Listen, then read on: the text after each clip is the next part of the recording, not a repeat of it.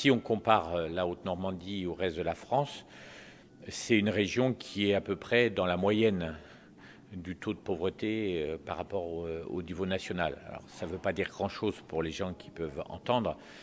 Le taux de pauvreté au niveau national est autour de 14% de la population, c'est-à-dire c'est les personnes qui vivent en dessous du taux de pauvreté. Le niveau de pauvreté est estimé à 970 € par personne. Et ici, dans la région, c'est à peu près 13%, donc juste en dessous. Mais ceci dit, ça cache des disparités qui peuvent être très importantes.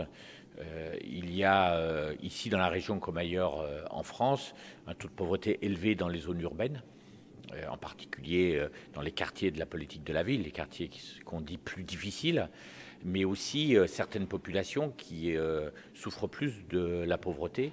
À peu près une personne sur 3 qui vit dans une famille monoparentale, donc ça veut dire un seul parent, généralement une mère avec ses enfants.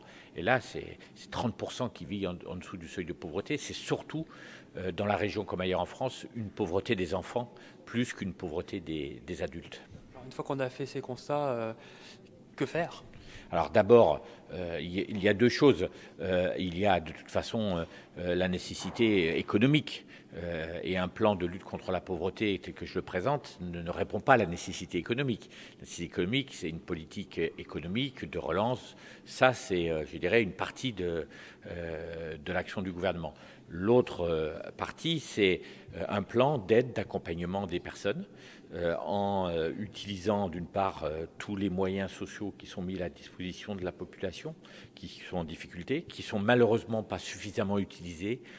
On pense parfois que le pauvre, c'est quelqu'un d'assisté et qui cherche, qui fait la course aux aides. Non, malheureusement, c'est souvent quelqu'un d'isolé qui connaît mal ses droits et c'est parfois plusieurs milliards d'euros qui ne sont pas utilisés. Donc, que les personnes aient leurs droits, c'est déjà une chose. Ensuite, c'est de faire en sorte que les personnes soient bien accompagnées, c'est-à-dire qu'ils ne restent pas dans leur situation, accompagnés vers le logement quand ils ont un problème de logement, accompagnés vers l'emploi s'ils ont besoin de formation, c'est le cas des jeunes, accompagnés vers la santé quand ils ont des difficultés. Est-ce que ça veut dire créer de nouveaux services ? Comment ça va se passer ? Je crois que les services existent pour aider les personnes.